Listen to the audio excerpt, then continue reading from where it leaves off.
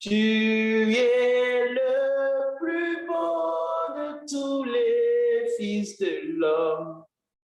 Oui, Dieu t'a béni pour toujours. Et la grâce qui coule de tes lèvres est un baume de vie et un baume d'amour, un baume de vie et un baume d'amour.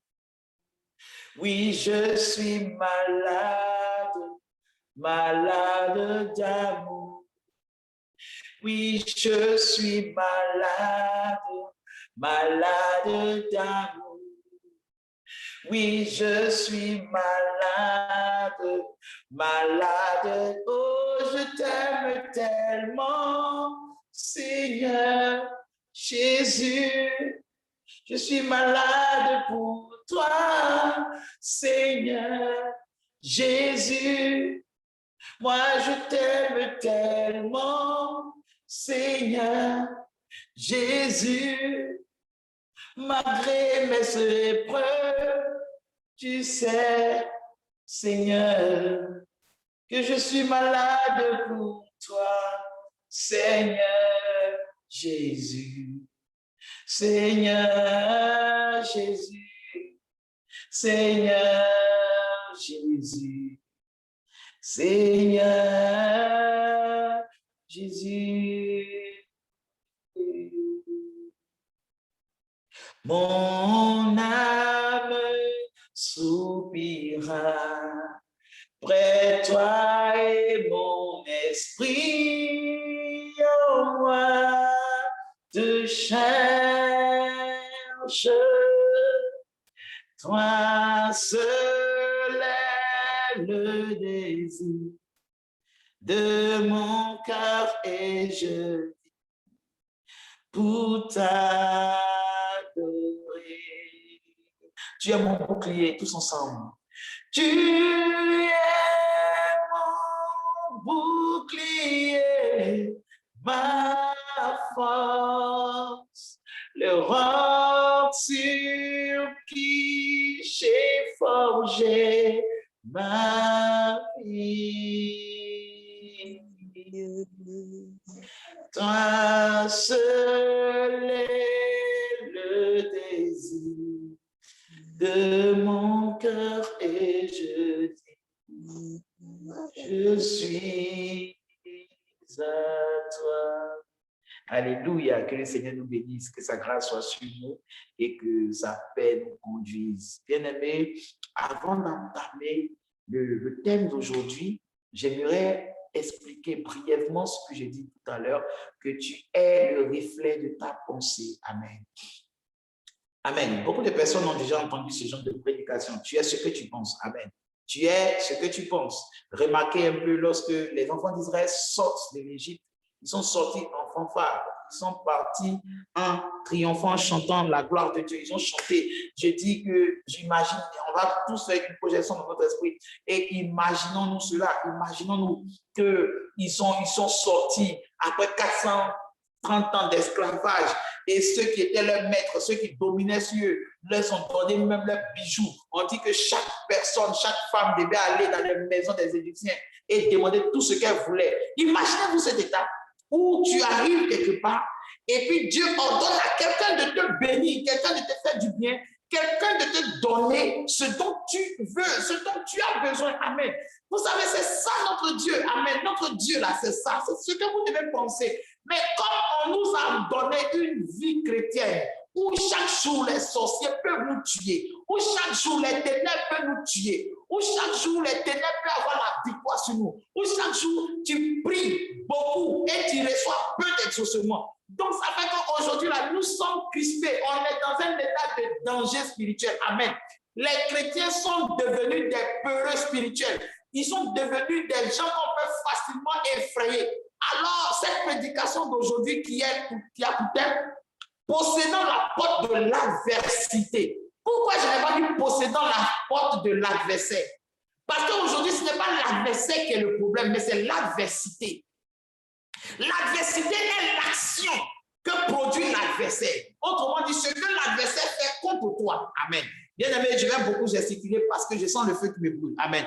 En d'autres circonstances, je me serais arrêté pour prêcher, mais avec ma voix qui est en train de piluler ici, là, si je commence là, on risque de me chasser. Alléluia. J'ai une passion pour la parole, j'ai une passion pour la vérité. Vous savez, beaucoup de personnes me fréquentent et vous allez même pouvoir vous renseigner vers ces personnes-là parce que la charité vient de donner, commence à soi-même. La véritable guérison que tu as besoin, c'est la guérison de ton esprit. Tu as besoin que ton esprit soit guéri. Pourquoi? La plus grande maladie qui existe sur la terre, ce n'est pas la maladie de l'Alzheimer, ce n'est pas le sida, ce n'est pas le coronavirus.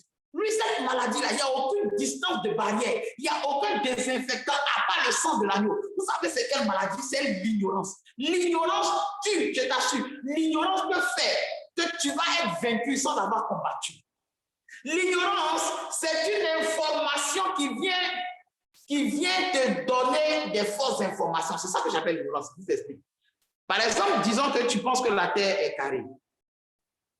Et tu demeures dans ce raisonnement. Comment tu peux demeurer dans un raisonnement? C'est-à-dire que pour qu'un raisonnement soit permanent en toi, il faut qu'il y ait des signes, il faut qu'il y ait des accomplissements, il faut qu'il y ait des marques, comment on appelle ça, des expériences qui prouvent que cette vérité-là, elle est vraie.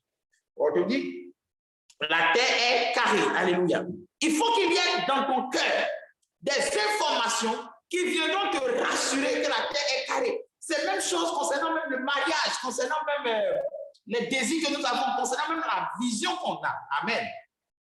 Par exemple, une personne ne sait pas que quand Dieu donne une vision, Dieu donne sa vision. Mais Dieu aussi permet que la personne qui la donne ait aussi une vision. Il y a des gens qui pensent que leur vision est la vision de Dieu. Il y a des gens qui pensent aussi que la vision de Dieu, c'est leur vision. Donc, il y a un cafouillage. Il y a ce que Dieu veut de toi. Et il y a ce que Dieu veut pour toi. Amen. Il y a ce que Dieu veut de toi. Il y a ce que Dieu veut pour toi. C'est-à-dire que tu atteins un état où Dieu est conscient qu'il y a un bonheur que tu vises, qu'il y a un état que tu vises. Amen. Et Dieu permet que lorsque tu fais son œuvre, il te permet aussi d'acquérir cet état. C'est ça le succès que vous voyez beaucoup de serviteurs de Dieu aujourd'hui prospèrent dans les affaires. Parce que en dehors de servir Dieu, ils avaient aussi une vision. Tu demandes à un chrétien, quelle est ta vision? Quelle est ta vision? Oui, moi je veux nourrir les orphelins. Amen, oui. Mais il y a des païens aussi qui veulent nourrir les orphelins. Ce n'est pas une véritable vision. Je veux dire, c'est une vision, mais qui n'est pas assez personnelle. C'est une vision que n'importe qui peut avoir. Remarquons maintenant dans la Bible. David a eu une vision qu'avant lui, personne n'a eu. Amen. Après lui, Salomon a eu une vision que personne n'a eu. Vous voyez, la vision qui se transmet par l'onction, la vision qui se transmet par la révélation de sa destinée. Autrement dit, tu essaies de savoir ta destinée répond à quoi. Alléluia. Je vais couper cette partie-là parce que je vois que l'entendement des gens maintenant est concentré sur ce que je vais dire. Ça, c'est pour le jeudi. Spiritual Heroes. Alléluia. Nous allons entrer dans le thème d'aujourd'hui. Les enfants d'Israël avaient cette pensée-là. C'est ça qui les a fatigués durant la traversée du désert pendant le shift. Ils devaient quitter de l'Égypte à arriver à Canaan. Et là, je vais vous expliquer quelque chose encore rapidement qui va vous aider. Amen. Ils devaient faire 40 jours sur la route. Donc, dans le plan de Dieu, dans le programme de Dieu, c'était 40 jours. Pourquoi 40 jours? Ça m'a semblé bizarre parce que, premièrement, la chose qui va nous venir à l'esprit, nous savons que le chiffre 40, déjà, c'est le chiffre de la maturité. Une personne qui a 40 ans, elle est considérée comme une personne mature. Parce qu'à 30 ans, en fait, tu es encore un homme, tu vois, tu viens de sortir de l'adolescence, de la puberté, tu es encore un jeune homme. Mais à partir de 40 ans, tu n'es plus un jeune homme. À partir de 40 ans, tu es dans la maturité. Très souvent, il y a des personnes, quand ils finissent la quarantaine, ils doivent commencer maintenant à prendre conscience de la direction de leur vie, de ce qu'ils ont réalisé et de ce qui est encore réalisable. Alléluia. Mais pourquoi? Quelle est cette maturité? Est-ce que nous pouvons affirmer que Dieu voulait voir la maturité? Si oui, remarquez maintenant, dans le chiffre 40, et puis l'année d'esclavage qui ont fait 400 ans. Vous voyez, 400 ans et 40. 40 fait 100 fois 4. Et 40 ans fait 10 fois 4. Et puis 400 ans fait 100 fois 4. Vous devez savoir ces chiffres-là. Ça a une importance. C'est en fonction de ça que vous allez savoir pourquoi Dieu permet qu'un état d'esclavage peut durer sur une personne. Comme un état d'esclavage ne peut même pas avoir de l'influence sur une personne. Si tu grandis dans une société où tu as des pères spirituels ou bien des mères spirituelles qui ont été vaincus par des choses, toi aussi, quand tu prêches cela, tu seras vaincu aussi par ces choses. Amen. Regardez pourquoi Dieu n'a jamais permis, à partir du moment où David, l'onction royale est descendue sur lui, à partir de ce moment, David a commencé à évoluer seul, évoluer dans la forêt, évoluer sur les collines, évoluer dans le palais royal. Parce que Dieu ne voulait pas que l'éducation que son père lui donnait, l'éducation que sa famille vivait, les choses et les mentalités de sa famille arrivent à corrompre le cœur et le ministère qu'il devait avoir. Amen. C'est très important. Vous devez savoir à quelle dimension Dieu vous veut. Ça fait partie des capacités spirituelles.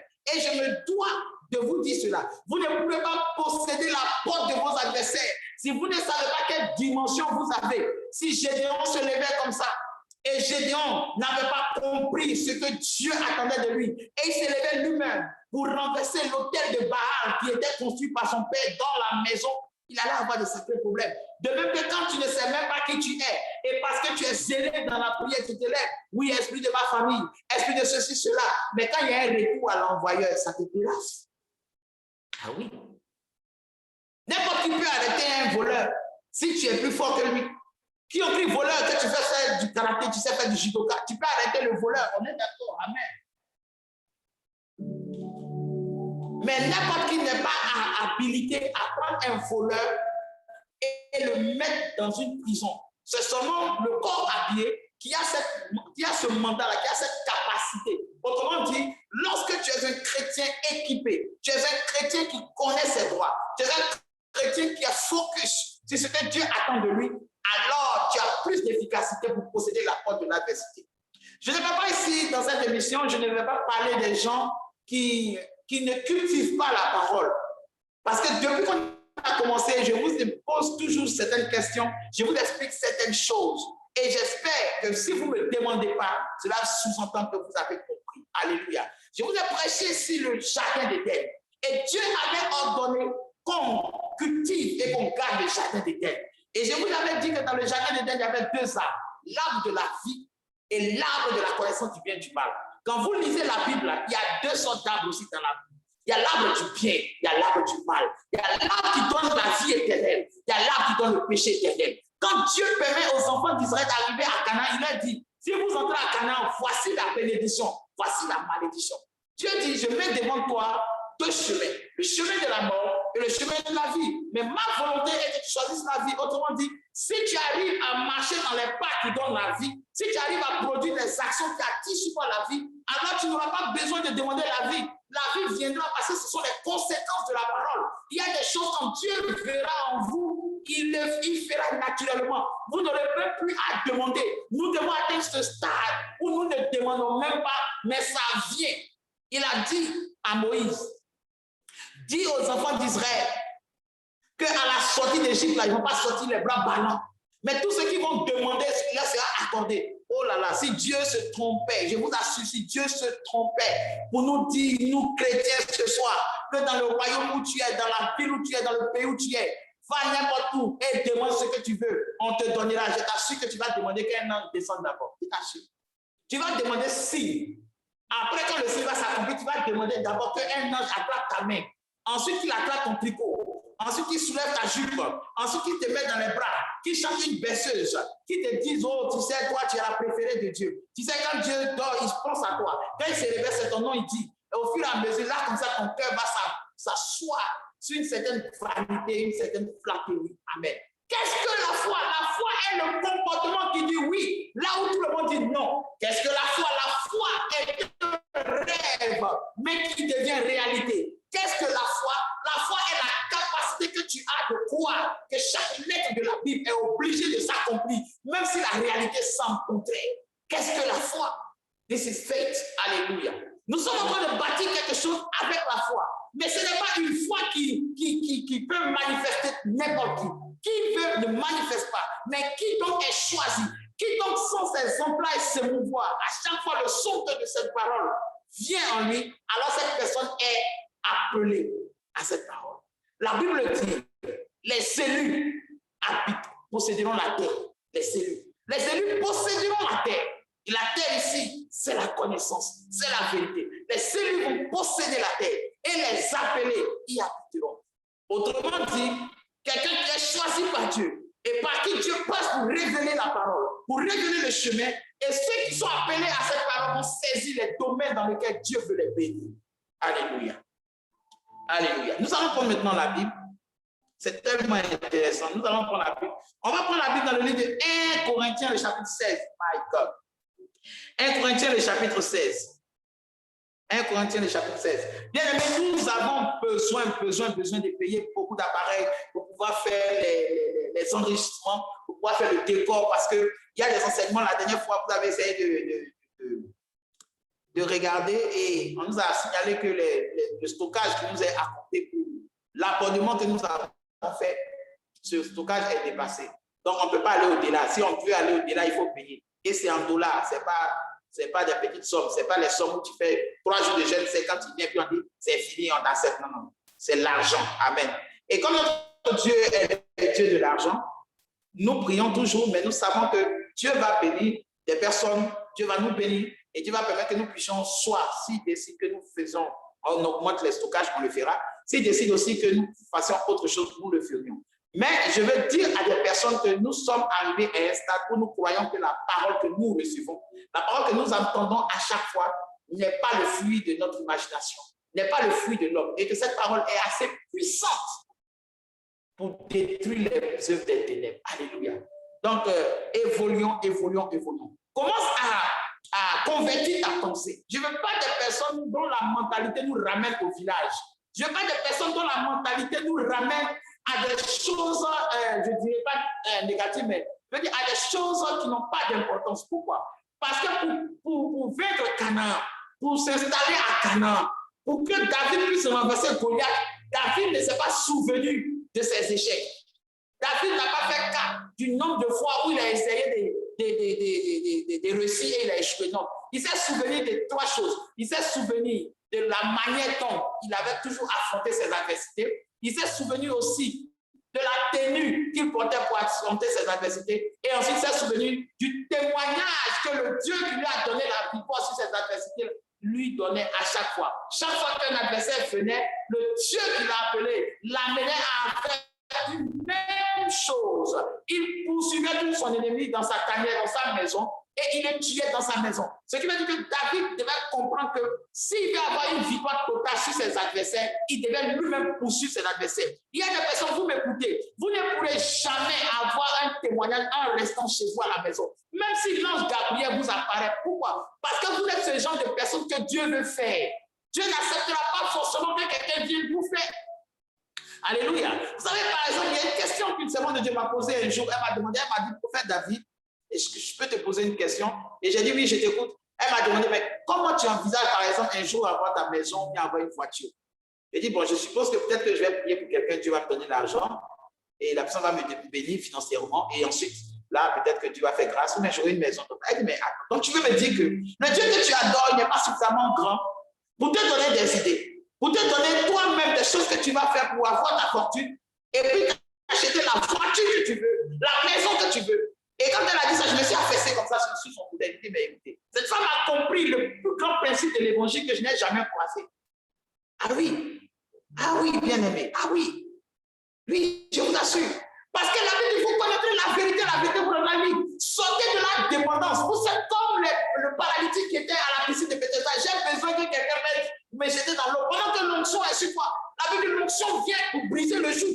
Il y a un joug en toi. Quel est ce joug? Quelle est la limitation?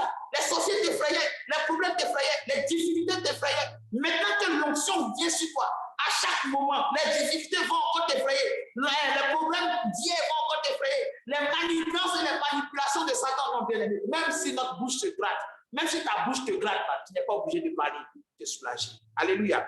Même si ta bouche te gratte, c'est un proverbe qui veut dire, même si tu sais que très souvent tu aimes parler, ce n'est pas toujours que tu vas aimer parler. Alléluia. Parce que très souvent, les plus grandes paroles sont muettes. Les plus grandes paroles ne viennent pas du mouvement de nos lèvres ici, mais les plus grandes paroles viennent du mouvement de nos bras. Alléluia. Quand tes bras travaillent, dans le ciel, on ne te demandera pas quelle parole tu as dit aux gens. comment tu as prêché, est-ce que tu as bien prêché? Non, on te demandera quels sont tes œuvres. C'est ton bras, c'est tes bras, c'est tes mains qui vont parler au ciel. Alléluia. Avançons. 1 Corinthiens, le chapitre 16. Vous voyez, il y a beaucoup de choses que je veux expliquer, mais on ne peut pas dépasser l'heure. Vous voyez, cette heure, par exemple, ça n'arrange pas beaucoup de nos frères. Ça n'arrange pas parce qu'à l'heure ainsi, ils sont encore au travail. Mais nous sommes obligés. Alors que si nous avions ce qu'il faut, on serait déjà là en train de mettre l'enseignement. Je fais une pile d'enseignement qu'on va mettre ça sur le logiciel. Et puis tu es là, tu es chez toi tranquille, tu peux écouter. Ça m'a fait mal, bien aimé. Ça m'a fait mal de voir qu'à cause de quelques miettes de dollars, même si ça fait des milliers de dollars, même si ça fait des millions de dollars, mais à cause de quelques dollars, quel homme a simplement imaginé dans quelque chose qu'on ne peut pas toucher, qu'on ne peut pas attraper, qui est l'Internet. Il a créé la société qu'on appelle Zoom. Et il donne à ceux qui s'abonnent dans une certaine dimension de pouvoir bénéficier d'un certain nombre de mégas de stockage. Et à cause de lui, si aujourd'hui quelqu'un a besoin d'entendre les premières prédications depuis février aujourd'hui, il ne peut pas. Pourquoi? Pourquoi? Parce qu'un homme a mis une barrière. Ce n'est pas Satan qui lui a dit de faire ça. Quand il a créé sa société, c'est ce qu'il avait décidé. Imagine-toi si c'était toi qui avais eu ce genre de vision. Imagine-toi si c'était toi, au lieu de voir quelqu'un te poursuivre en rêve, au lieu de voir ton ancien village dans lequel tes arrière-grands-parents n'ont pas pu grandir, au lieu de voir les choses qui te ramènent toujours à l'état de ta pensée lorsque tu étais esclave, mais ta pensée est tellement renouvelée, régénérée, que la Bible qui dit dans le livre de Romains, le chapitre 12, ne vous conformez pas au siècle présent. Ce n'est pas le siècle présent, c'est pas ce qu'on vit. Ne vous conformez pas au siècle présent, mais soyez transformés, allez au-delà par le renouvellement de votre intelligence. Alléluia. Donc nous allons prendre une mesure disciplinaire. Et je suis en train de peaufiner cela avec l'esprit et ceux qui me soutiennent en secret. Et un jour, je vous donnerai la décision. Je vous ai dit depuis le début qu'on ne continuera pas avec Zoom parce que nous ne sommes pas venus faire des directs de Zoom. Nous sommes venus faire une télévision et une application TV. Alléluia. Donc, c'est pour ça que je me positionne, c'est pour ça que je suis dépouillé. Et c'est pour ça que je me tiens là. Afin que toi aussi tu me soutiens, toi aussi qui te tiens dans la vérité, toi aussi tu veux voir cette parole en train d'agir dans la vie des gens, tu joignes tes bras à moi et que nous puissions avancer. J'ai l'habitude de dire cette parole dans le privé. J'ai l'habitude de dire quand moi je démarre, je ne regarde pas derrière. Parce que celui que je suis, il est devant. Quand tu suis quelqu'un, tes yeux doivent être sur lui.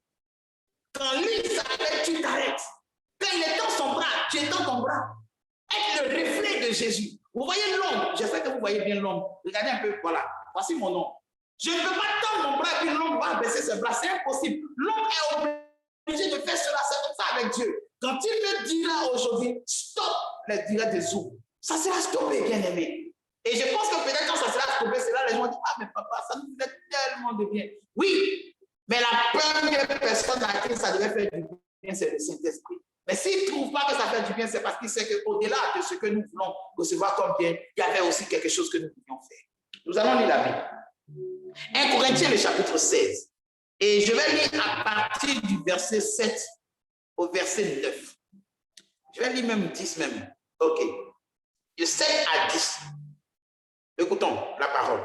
Car je ne veux pas vous voir maintenant en passant, mais j'espère demeurer quelque temps auprès de vous si le Seigneur le permet. Verset 8. Mais je demeurerai à Éphèse jusqu'à la Pentecôte. Car une porte grande et efficace m'y est ouverte et les adversaires sont nombreux. Alléluia. Verset 10. Mais si Timothée arrive, voyez à ce qu'il soit sans crainte auprès de vous, car il travaille à l'œuvre du Seigneur comme moi-même. Amen. Waouh. Le thème de ce message de ce soir, c'est possédant la porte de l'adversité. Vous devez savoir que le livre de Psaume, tu vois, Psaume, le chapitre 56, non? Il y a le verset qui est là, le verset 56, à partir du verset 10, Psaume, le chapitre 56, à partir du verset 10, qui dit, le jour où j'écris, mes ennemis reculent. Le jour où je crie, mes adversaires reculent. Je sais que tu es pour moi. Le jour où je crie, amen. Quel cri fait reculer tes adversaires? Amen. Est-ce que le verset ne dit pas le jour où je me plains, mes adversaires reculent? Non. Le verset ne dit pas le jour où je intercède. Non. La Bible est précise. La Bible dit le jour où j'écris. Quel genre de cri? Est-ce le cri où je commence à dire, oh Seigneur? Non, ça va faire reculer tes voisins. Ça va déranger tes voisins. Tes voisins ne vont pas reculer, tes voisins vont appeler la police. C'est pas de ce genre de cri qu'on parle. Alors, comment pouvons-nous savoir de quel cri il s'agit et de quelle adversité? Amen. Il y a des adversaires qu'on doit vaincre par la parole. Il y a des adversaires qu'on vainc en parlant. Il y a des adversaires qu'on vainc en menaçant. En criant. Criant, c'est le fait d'augmenter le volume de sa voix. Le volume, c'est-à-dire d'essayer d'envoyer encore plus de vent dans les poumons pour faire résonner la corde vocale. Et ça articule le mot dans un sens. C'est-à-dire que quand tu parles fort, tu hausses le ton, tu insistes sur les mots que tu dis pour pouvoir porter un coup fatal à tes interlocuteurs. My God. Français soutenu ce soir. Amen. Quand tu parles fort, c'est parce que tu veux attirer l'attention sur quelque chose. Tu veux frapper du poing. Tu veux montrer qu'une situation ne doit pas perdurer. C'est comme tu tapes sur la table. Maintenant, ça suffit. Il faut que ça arrête. C'est ce genre de cri que Dieu veut. Dieu veut des personnes qui sont capables de dire ça là, c'est bon maintenant. Alléluia. Il y a un domaine dans la vie où quand tu as fini d'écouter après 2 mois de Zoom, là, il y a un domaine dans la vie que toi et moi on doit être d'accord sur ça. Ce domaine, c'est que arrivé où tu es là, où tu me regardes, yeux dans yeux, narine dans narine, arrivé où tu es là, les démons et toi là, un connaît sa place. Alléluia. Les démons et toi, un connaît sa place. Répète avec moi. Les démons et moi, un connaît sa place. Et ce sont les démons qui connaissent leur place. Et toi, est-ce que tu veux connaître ta place? La Bible dit, ce n'est pas vous, mais c'est mon esprit. Ce n'est ni pas la chair, ce n'est ni pas les hommes, mais c'est pas mon esprit. Ça veut dire que fais toutes choses par l'esprit, là. Te donne la protection de l'esprit. Alléluia. Pourquoi Paul dit qu'il allait rester à Éphèse jusqu'à la Pentecôte? Et vous savez que la Pentecôte, là, ça vient après la Pâque. Pourquoi Paul n'a pas dit que je vais rester jusqu'à la Pâque, vous qui fêtez la Pâque comme les Juifs, ou bien qui fêtez la Pâque comme l'Église du monde? Mais ici, je vous ai dit depuis le début que la seule fois où les disciples avaient l'habitude de se rencontrer là, c'était la Pentecôte. Pourquoi? Parce que c'était la seule institution que Jésus leur avait donnée. Quand il montait, il a dit non, réunissez-vous, laissez là jusqu'à ce que l'Esprit descende. Non, ils se sont dit quoi? Ils se sont dit que le plus important, c'est la réunion du jour où l'Esprit descend. Quand l'Esprit descend là, s'il nous trouve réunis, la Bible dit quoi? Il est doux, il est agréable pour des frères de demeurer ensemble. C'est là que Dieu envoie sa bénédiction.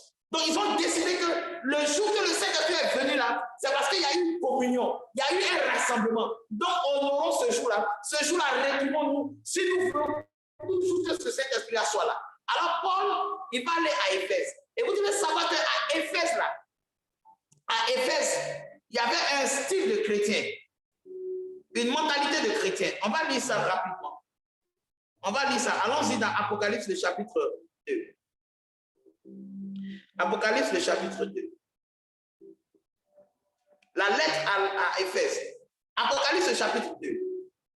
Je vais lire rapidement. Écrit à l'ange de l'assemblée d'Éphèse. Voici ce que dit celui qui tient les 7 étoiles dans la main droite et qui marche au milieu des 7 chandeliers d'or. Ça, je vous dirai plus tard ce que ça veut dire. Ensuite, le verset 2. Écoutez bien pour l'église d'Éphèse. Là où Paul dit, écoutez bien. Je connais tes œuvres et ton travail et ta persévérance. Je connais tes œuvres. Je vous ai parlé des bras tout à l'heure. C'est plus ta bouche que Dieu veut voir. Dieu veut voir tes œuvres. Donc Dieu dit, je connais tes œuvres. Quelles sont les œuvres que Dieu connaît? La capacité que tu as eu à pleurer. Recomptons un peu le nombre de fois où tu t'es plaint cette année-là, depuis les zooms là. Le nombre de fois où les problèmes t'ont vraiment effrayé, où certaines choses quand même reconnaissant de prime abord, ça a eu de l'effet sur toi jusqu'à ce qu'après tu te calmes et tu te jettes automatiquement dans la prière pour te retrouver. Si on enlève ça là, il y a eu combien de fois où tu as été ferme, tu as été imperturbable. Même après un rêve, même où ça ne s'est pas bien passé, tu as été imperturbable. Je connais tes œuvres, ton travail et ta persévérance. La persévérance, c'est la capacité qu'on prend à résister dans le temps vis-à-vis d'une adversité. Posséder la porte de l'adversité veut dire les choses qu'on fait contre ce qu'on envoie contre nous. Les choses qu'on fait pour rester ferme. Est-ce que vous ne remarquez pas une chose? C'est que peu importe les manières que Satan prend pour vous attaquer, c'est toujours révélé dans la parole. Imagine-toi que tu connais à quel moment l'ennemi va t'attaquer. Tu connais l'arme que l'ennemi va t'attaquer. C'est quelle attaque qu'il va faire, qu'il va prendre. Si tu es Samson, on te dit que tu t'appelles Samson, ton ministère comme Samson. Mais tu sais que Samson, là, ce n'est pas l'ennemi qui l'a tué, c'est Dalila qui l'a tué. Donc, qu'est-ce que tu vas faire? Tu vas te protéger contre les Dalila. Alléluia. Il dit, je connais tes œuvres, ton travail et ta persévérance, et que tu ne peux pas supporter les méchants. Et que tu as éprouvé ceux qui se disent apôtres et qui ne le sont pas. C'est-à-dire, tu as mis à l'épreuve des faux serviteurs. Tu as croisé des gens qui disent qu'ils sont serviteurs de Dieu, qui prêchent la parole, mais pourtant dans le véritable, tu as vu que ce n'est pas des vrais serviteurs. Et comment on voit que quelqu'un n'est pas un serviteur de Dieu vraiment? Est-ce parce que cette personne a refusé de nous donner un poste à l'église? Est-ce parce que ce gars, il nous a maltraité? Bien aimé, si on veut regarder ça là, lisons un peu la Bible. Jean le chapitre 2. La Bible dit que les gens venaient voir Jean-Baptiste, qu'est-ce que Jean-Baptiste disait? Il disait, race de vipères, qui vous a appris à fuir la colère à venir? Ça veut dire en matière d'injure, Jean-Baptiste insultait les gens. Donc si tu me dis que non, mais le prophète, là, lui, il n'est pas clair parce que lui, il insulte les gens, c'est que tu ne lis pas la Bible.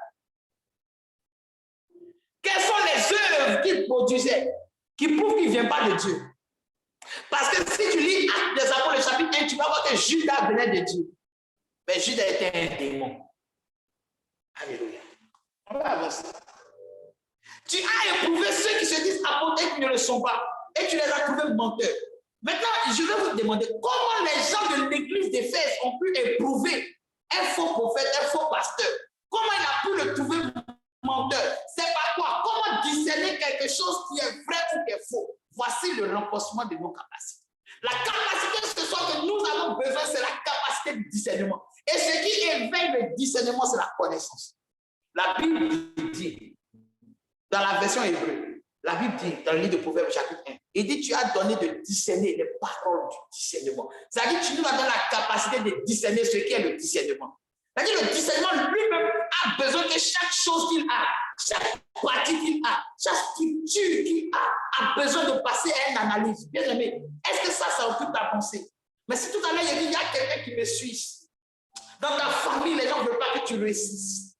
Dans ta famille, les gens sont levés contre toi. Pourquoi l'homme est méchant? Bien aimé, tu vas étendre toute ta connaissance, toute ta capacité à être concentré là. Tu vas me suivre en direct, tout simplement parce que les choses qui ont attrait à ta personne et qui te permettront d'être ce que tu as envie d'être méritent ton attention.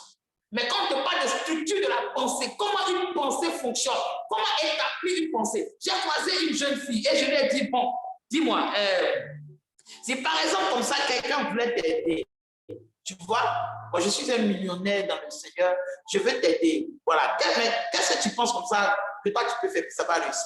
Mais je vous assure que je m'attendais à ce que cette fille me sorte quelque chose vraiment qui allait m'amener même à dire, waouh, mais cette fille-là, vraiment, elle a de l'ambition. Mais ce que j'ai entendu là, pour une fille chrétienne, Seigneur, Satan est mieux. Waouh! Il y a des personnes, tu leur demandes, mais laissons les combats. Toi-même, qu'est-ce que tu penses? Quelles sont les différentes étapes de ta pensée pour amener un projet à l'existence?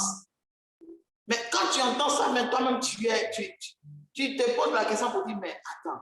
En fait, donc cette histoire de l'ignorance là, c'est sérieux. Mon peuple périt vraiment par manque de connaissance, c'est vrai. Parce que la connaissance est un trésor. La connaissance, c'est pas aller à l'école. La connaissance, c'est de savoir exactement ce qu'il faut pour devenir ce que tu dois être. La connaissance, c'est de savoir exactement ce qu'il faut pour devenir ce que tu dois être. Personne n'est venu enseigner à David quel genre de roi tu dois être.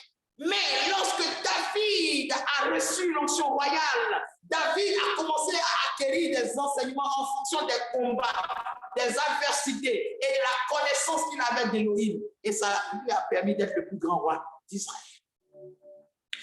Cette église d'Éphèse peut connaître qui est vraiment un apôtre, qui est vraiment un envoyé, parce qu'ils avaient des messagers, ils avaient des gens comme Paul qui ne jouaient pas avec la vérité. Vous n'allez pas voir dans la Bible un jour où Paul est en train de prêcher et puis il parle pour dire non, il y a des gens ici là, mais vraiment, leurs avenirs, leurs étoiles brillent, mais les parents retiennent les grâces. Ou bien il y a des hôtels qui retiennent les grâces. Non, tu ne vas pas entendre ça. Tu n'entendras pas. Pourtant, à l'époque, il y avait des temples dédiés à des démons tels que Diane, tels que Astarté, tels que les temples de Poséidon, les temples de Zeus, tout ça, il y en avait. Ces églises sont mineure. Regardez un peu sur les cartes du monde, vous qui cherchez, vous qui voulez avoir de l'intelligence et du discernement. Allez-y, regardez, vous allez voir. Une église qui ouvre son cœur. Et l'église, c'est l'homme, c'est la femme, c'est le croyant, c'est le chrétien. Le chrétien qui ouvre son cœur de sorte que Dieu envoie un messager, envoie la parole et qui marche selon cette parole-là va produire des œuvres que Dieu lui-même va connaître. Il va produire un travail que Dieu lui-même va connaître. Il va produire de la persévérance que Dieu lui-même va connaître. Et ensuite, au travers de ça, vous voyez des vies transformées. Quand Paul dit dans 1 Corinthiens 16 qu'une porte grande et efficace mais tout faite, il parlait de quoi? Il parlait des cœurs qui acceptaient la parole et qui croyaient entièrement. Pas des gens qui venaient écouter, mais des gens qui écoutaient, qui croyaient et qui appliquaient. Bien-aimés, regardez un peu. C'est une chaîne de télévision que nous voulons faire. Est-ce qu'une chaîne de télévision, s'il y a un seul spectateur là, ça fait avancer le travail? Non. Ensuite, est-ce que même si toi, tu n'as pas eu les moyens, tu ne peux pas prier pour dire à Dieu, montre-moi ce que je dois faire pour que cette chaîne-là puisse venir? Combien de fois as-tu fait ça? Alléluia. Mais un bon matin, on va allumer le direct. Et puis on dit, bon, à partir d'aujourd'hui, voilà, la télévision est là, aussi les locaux, tout. Et alléluia, gloire à Dieu, et Dieu nous a écoutés. Bien aimé, ce n'est pas parce que Dieu t'a écouté. C'est parce que les structures des pensées que Dieu voulait que nous ayons, on s'est adapté pour avoir. Parce que pour que ce genre de choses arrivent là, c'est pas quitter du ciel pour tomber. La vision, la prophétie va être donnée. Mais ensuite, il y aura des détails qui doivent faire partie de nous. Amen. Puis je vous dis la vérité. Par exemple, aujourd'hui, qu'est-ce qui fait la force des chaînes comme TF1, CNN? Qu'est-ce qui fait la force? C'est que les journalistes, les animateurs qui sont là-bas, ils sont formés, ils sont professionnalisés. Et ceux qui font les techniciens, là, eux aussi sont formés, sont professionnalisés, ils sont professionnels. Ils savent ce qui est qualitatif. Alors, si toi aussi tu as la vision de produire une télévision qui vient du Seigneur, il faut que tu saches toutes ces adversités-là. Il faut que tu saches tous ces défis-là. Tu ne vas pas prendre quelqu'un qui n'a jamais allumé ne serait-ce qu'un poste radio. Et puis tu vas venir lui dire, bon, à partir d'aujourd'hui, c'est toi qui vas t'occuper de l'éclairage. Il faut aussi quelque chose de qualitatif. Ce n'est pas la prière qui va te faire forcément savoir si c'est cette personne-là qu'il faut mettre. C'est l'intelligence. Qu'est-ce qui s'est passé? Lorsque le peuple d'Israël était dans le désert et que Dieu avait besoin qu'il construise la maison, qu'est-ce que Dieu a fait? Parce qu'ils étaient au désert, parce qu'ils suivaient. Qu'est-ce que Dieu a fait? La Bible dit Dieu a réveillé l'intelligence, Dieu a donné l'intelligence. Ceux qui devaient, comment on appelle ça? Faire les tabourets, les tables, tout ça là. L'intelligence de ça est venue. Ceux qui devaient coudre les vêtements, l'intelligence de ça est venue. Ceux qui devaient coudre avec les tissus, l'intelligence est venue pour les manœuvres. L'intelligence est venue. Pourquoi? Parce que nous avons un Dieu dont la connaissance est infiniment grande et variée. Il y a des personnes, par exemple, qui ont une très belle diction. Donc, ces personnes-là, par exemple, si tu les mets, par exemple, je dirais, par exemple, dans ton service de communication, et que ces personnes-là arrivent même à parler, à présenter l'église, déjà, même ça fait déjà un plus, ça rend le travail sérieux. Si par exemple, tu es quelqu'un, même si tu n'as pas une belle diction, ou même si tu ne sais pas parler, mais par exemple, tu sais danser, ou même par exemple, tu connais les choses de la mode, par exemple, tu connais les choses qui attirent les gens, tu connais par exemple les sujets que les gens parlent, ils débattent beaucoup. Toutes ces idées-là, tu peux envoyer. Une chaîne de télévision se construit avec le concours des gens qui ont la vision. Actuellement, nous sommes dans un monde où nous devons à tout plus posséder des choses parce que Satan a déjà prévu des choses, bien aimés. Satan a déjà prévu d'attaquer l'Église, mais de quelle manière? En empêchant l'Église d'être autonome. Et pas l'autonomie financière seulement, mais même l'autonomie spirituelle. Alléluia. Alléluia. Pourquoi la Bible dit que, selon vous, dans Apocalypse chapitre 3, où Christ dit, voici, je me tiens à la porte et je frappe. Si Christ était dans la maison, est-ce qu'il a besoin de frapper dans la porte d'une maison? Il dit, voici, je me tiens dehors et je frappe. Pourquoi il est au dehors et il frappe? Pourquoi il n'est pas à l'intérieur? Posez-vous la question dans l'église de Laodicée. L'église de Laodicée, on va dire ça rapidement, que le Seigneur nous bénisse. Alléluia. Et je vais revenir sur Apocalypse 3, ne vous en faites pas. Prenons l'église de Laodicée. Je vais lire ça rapidement. L'église de Laodicée, Apocalypse chapitre 3, à partir du verset 14. Écoutez bien. Et à partir du verset 20. Il dit, voici, je me tiens à la porte et je frappe. Si quelqu'un entend ma voix et ouvre la porte, j'entrerai chez lui et je souperai avec lui et lui avec moi. Mais si Christ était déjà à l'intérieur de la maison, à l'intérieur de nos cœurs, dans la vie des enfants de Dieu, rappelez-vous que cette lettre-là commence par le verset écrit à l'ange de l'église. Donc, Apocalypse, les lettres de l'Apocalypse, ce ne sont pas les païens, c'est les chrétiens. Donc, c'est comme si Jésus dit, écrit à ma femme qui est à Laodicée. Donc, c'est la femme du Christ. L'église que nous sommes l'épouse du Christ. Et un époux dit, il s'était en dehors pour frapper à la porte de sa femme. À la porte de la maison, lui-même sa propre maison qu'il a construite. Il se tient dehors. C'est que la femme est où? Il se tient à la porte et il dit, je me tiens à la porte de frappe. Ça veut dire que dans l'église de Laodicée, ils ont tout fait pour mettre Christ dehors. Ils ont mis Christ dehors. Mettre Christ dehors, c'est quoi? C'est mettre les éléments essentiels de sa parole. Se servir de lui pour les biens et non pour le bien. Aujourd'hui, on a plus d'énergie pour démanteler les ténèbres. On a plus d'énergie pour pouvoir racheter, renverser, repositionner, recalibrer, rétablir tout ce qui a été détruit. Mais les vies détruites, les foyers brisés, les vies détruites, les gens qui meurent, la prostitution qui continue de piluler, des âmes qui vont résolument en enfer, des églises qui venaient de Dieu mais qui se ferment. Combien de fois nous prenons sur nous? Ils ont terminé avec Apocalypse. Alléluia. Écoutons bien. Que tu as éprouvé ceux qui se disent apôtres et qui ne le sont pas. Tu les as trouvés menteurs. Ensuite, il dit que tu as supporté et que tu as eu de la persévérance et que tu as travaillé dur pour mon nom. Ici, Dieu parle à quelqu'un qui a supporté les choses. Tu as travaillé dur pour le nom du Seigneur et tu ne t'es pas lassé, tu n'es pas fatigué. Maintenant, voici le verset 4. Mais j'ai quelque chose contre toi parce que tu as abandonné ton premier amour. Tu as abandonné ton premier amour. Ici, dans 1 Corinthiens 16, Paul dit non, je vais rester ici parce qu'il me semble que avant même la Pentecôte, je vais rester ici parce qu'il me semble que avant la Pentecôte où l'Esprit va descendre là, je dois parler. Et les gens qui sont là, ils ont un cœur qui reçoit la parole. Parce qu'ils savaient que si la parole ne nous met pas en ordre et que l'Esprit descend, ce serait le cafouillage.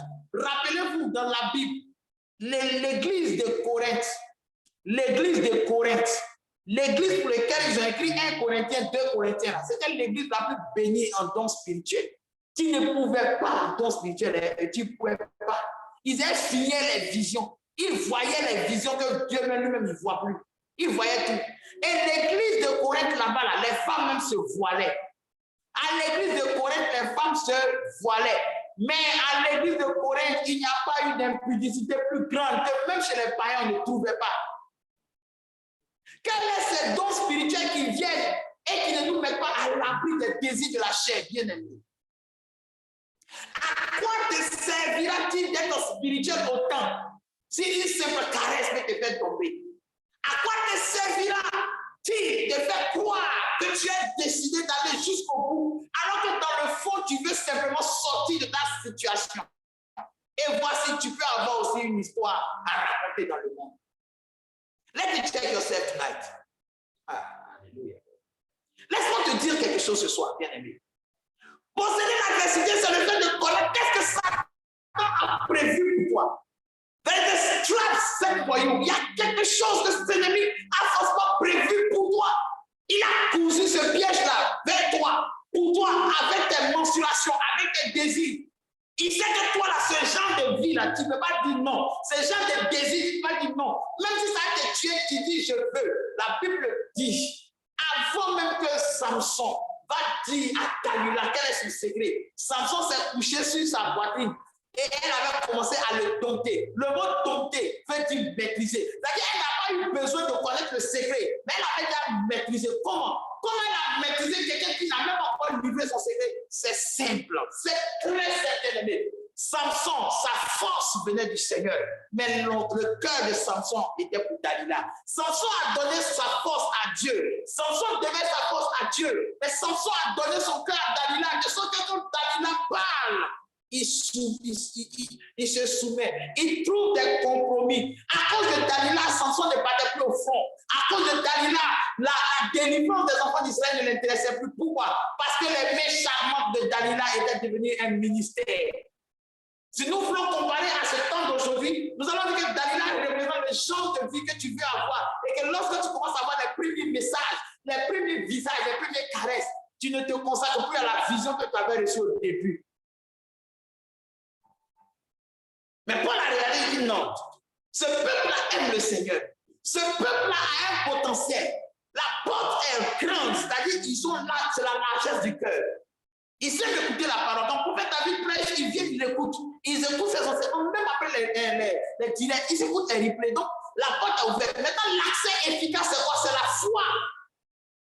Il y a des gens, quand ils entendent ce que je suis en train de dire, ils savent que ce n'est pas moi qui parle, mais ils savent qu'il y a un Dieu vivant, un Dieu capable, un Dieu qui a résisté aux manipulations de ce temps, un Dieu qui s'est distingué par la pureté de sa parole et qui est venu rétablir les fossés déchirés, qui est venu chasser les désirs de l'impudicité. Il est venu mettre Satan dehors pour s'installer dans la maison de votre cœur.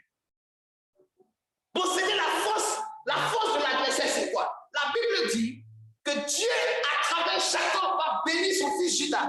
Et il dit, Judas, tu posséderas la porte de tes ennemis. Parce que la porte d'une personne, c'est les entrées et les sorties de sa vie. Quiconque possède la porte d'une personne, quiconque connaît qu'est-ce qui entre dans ta vie et qu'est-ce qui sort de ta vie, a la capacité de te vaincre.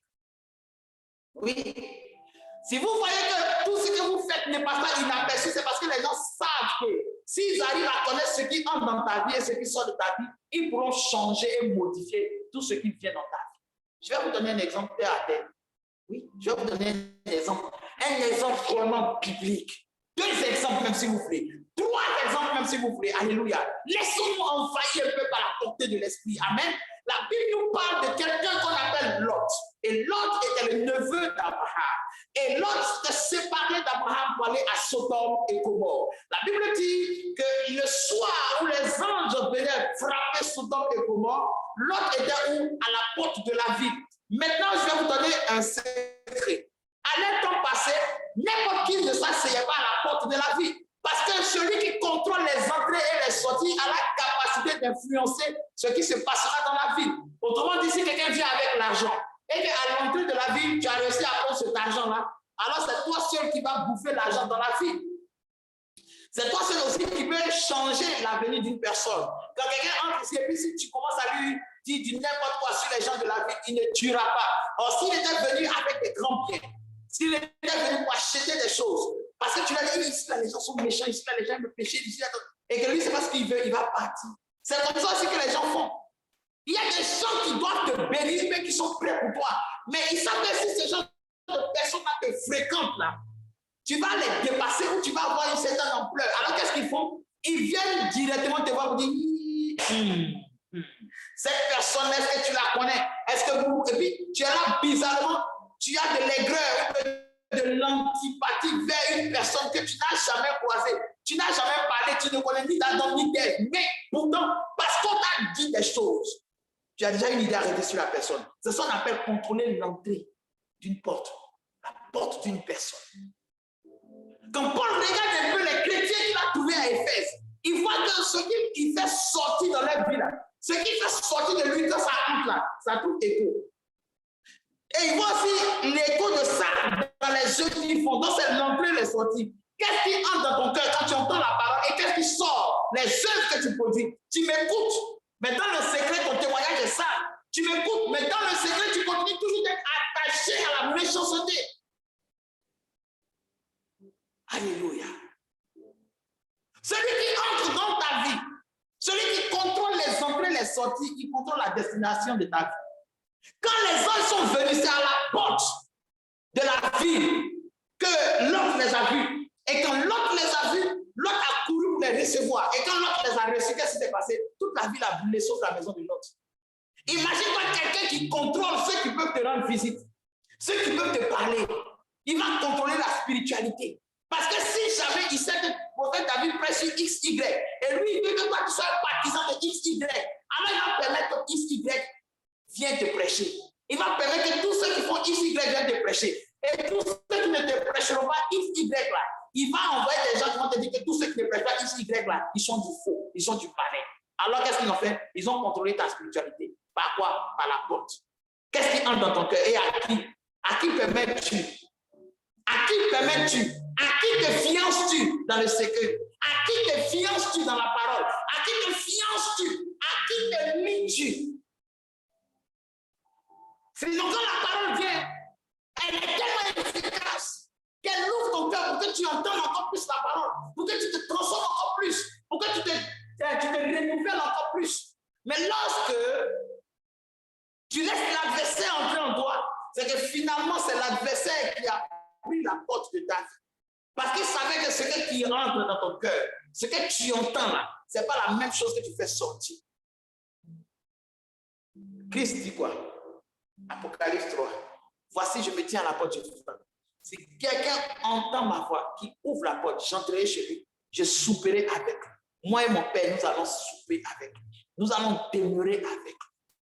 Si tu entends réellement Christ, que tu le fais rentrer dans ton cœur, à partir du moment où il rentre, il ne sort plus. À moins que tu désires le mettre dehors, comme l'église de Laodicée. Change ta pensée, bien-aimé. Change ta mentalité, bien-aimé. Change ta pensée. Lève-toi pour lui. Il dit, je connais tes œuvres. Tu n'as pas supporté les méchants. Tu ne supportes pas les méchants. Tu résistes aux menteurs. Mais la seule chose que j'ai contre toi, ton first love, ton premier amour. Tu as perdu ta manière que tu aimais le Seigneur. Tu aimais le Seigneur avant pour comment? Tu ne l'aimais pas parce qu'il te donnait à manger. Tu ne l'aimais pas parce qu'il t'avait promis un voyage. Tu l'aimais parce que tout simplement, tu le trouvais glorieux. Tu le trouvais doux. Tu le trouvais abondant. Il y a des soirs où tu ne mangeais pas tellement tu étais amoureux du Seigneur. Tu avais un zèle pour prier même pour les malades, pour prier même pour les nécessiteux. Tu avais un zèle pour la transformation. Tu voulais voir même des gens être guéris, être convertis, sortir de l'esclavage, même si ce n'est pas tes parents. Mais aujourd'hui, quel zèle nous avons? Le zèle que nous avons, c'est de réussir avant les autres. Le zèle que nous avons, c'est de montrer la différence que nous ne sommes pas n'importe qui, bien aimés, nous sommes n'importe qui. Nous sommes n'importe qui. Mais c'est Dieu seul qui est grand. C'est Dieu seul qui est vrai. Bien aimé, le Seigneur nous a donné la capacité de connaître tout ce que l'ennemi prévoit contre nous. Tout ce que l'ennemi veut contre toi. L'ennemi prévoit des choses que ton cœur ne veut pas supporter. Voici pourquoi Dieu permet que tu vives des choses qui préparent déjà ton cœur. De sorte que lorsque ça arrive, ça ne t'influence pas. Jésus a dit cette parole et c'est dessus que je vais terminer. Il dit, si moi le bois vert, moi la gloire, moi la source de vie, s'ils ne m'ont pas épargné, mais qui m'ont livré, et vous, bien-aimés, que ce soit cette parole te construise et te fortifie. Concentre-toi sur ce qui est véritable. Regarde, aujourd'hui est mauvais, c'est demain qui est glorieux. Aujourd'hui, le temps est nuageux, mais demain il sera beau. Aujourd'hui, tu es en train de gratter, mais demain tu planteras. Lève-toi et remporte la bataille. La Bible dit ton Dieu t'ordonne d'être puissant. Sois puissant au nom de Jésus. Nous sommes dans les dernières heures parce que la bataille a commencé. Nous sommes dans des moments puissants, je vous assure. Un réveil est sur le point d'arriver. Un réveil international, un réveil qui va choquer. Aujourd'hui, les gens commencent à avoir les fruits de ce qui avait été prophétisé ici dans le salon. Où je vous disais, je vois un réveil, je vois l'étoile de quelqu'un. Dans le monde musulman, je vois l'étoile de quelqu'un. Dans le monde musulman, aujourd'hui, les nouvelles sont en train de sortir sur Facebook. Restons là et regardons. Et toi qui ne veux pas grandir, continue toujours de maintenir cet état d'enfantillage spirituel. Mais ma prière pour toi est que la lumière que tu as mis en toi s'éveille. Et que tu puisses entrer en possession de ce que tu mérites. Parce que tu as tellement d'amour à donner au Seigneur. Tu as tellement d'amour en toi, mais tu refuses d'exprimer cet amour-là. Alors que le mur sur lequel tu t'appuies pour bâtir ce que tu crois est si faible, il peut s'écouler n'importe quand. Quand tu es enfermé dans la solitude de ta chambre, Pose-toi une question. Si ce jour-là et si cet instant-là était le dernier instant que tu passais sur la terre, quel serait ton plus grand regret? Oh Père, cette parole me concerne tellement, oh Dieu. Car parfois, je me laisse tellement dominer par l'adversité. Mais il y a ce feu de ta parole qui me consume et qui m'ordonne de parler. Je t'en supplie, Seigneur. Nous sommes tes enfants, Père. Si tu descendais, tu nous consumerais par ta puissance. Mais comme ta vérité est grande, Père, partout où cette voix ira, Père, s'il te plaît, Père, envoie l'esprit qui réveille. Envoie l'esprit qui réveille, Père. Envoie l'esprit qui fait sortir de la lourdeur, de la paresse, de l'obscurantisme et de l'obscurité. Et qu'au-delà du voile, Père, nous puissions tous voir que ce qui se passe aujourd'hui n'est pas la vérité, mais que tu transcendes tout ce qui se passe, car c'est demain que les cieux verront. Aujourd'hui encore, nous regardons, mais demain, nous verrons clair. Permets que tes enfants puissent voir clair à cause de ton nom et de l'amour que tu as pour nous. Tu es vivant, tu es tellement grand, Seigneur. J'entends que par la puissance de cette prédication, par la puissance de ce message, Père, tout garde silence dans leur vie. Tout vent ténébreux, tout vent impétueux garde silence dans leur vie. Et que ce soit des témoignages de paix sur nous.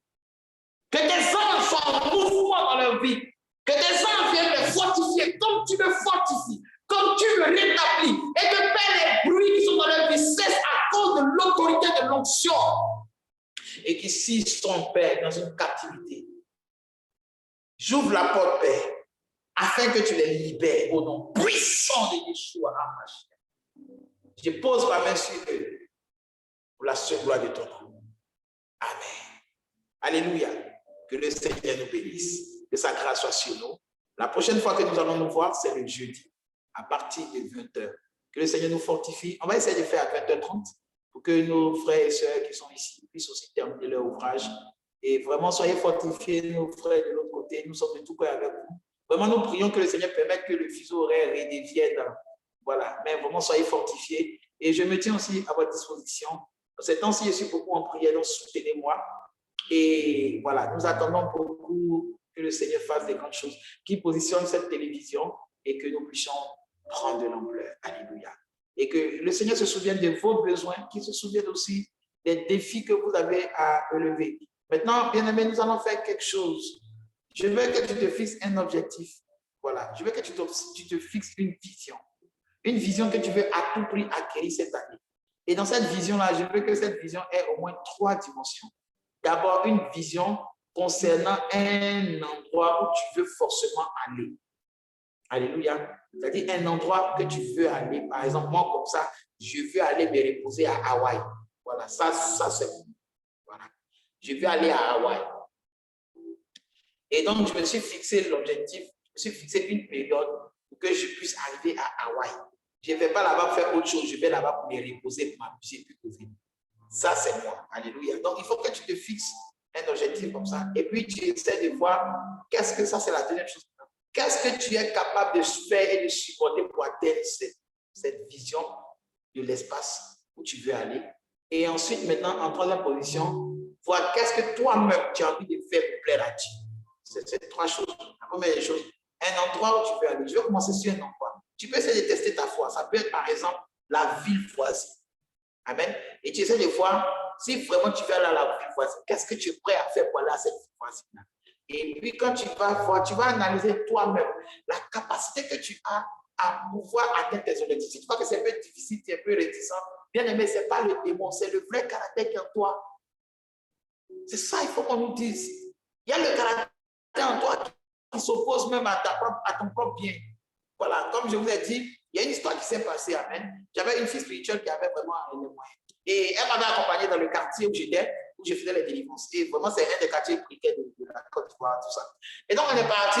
Et puis, je vais faire la délivrance. Mais bon, quand on a commencé, le Seigneur dit non d'attendre jusqu'à 17h, alors qu'il était 8h du matin. Donc, imaginez-vous, quelqu'un qui est venu à 7h, 8h pour sa délivrance, et Dieu nous dit que sa délivrance aura lieu à partir de 17h. Bon, on peut pas la laisser partir. Donc, on a assis en train de poser jusqu'à on est arrivé vers midi. Et on avait fait, nous tous, on était là, on avait fait, on était dans la foi, on a fait, alléluia. Et puis, la sœur a voulu qu'on paye quelque chose à manger. Et elle a donné, je raconte ce témoignage-là, elle a donné une somme de 10 000 francs.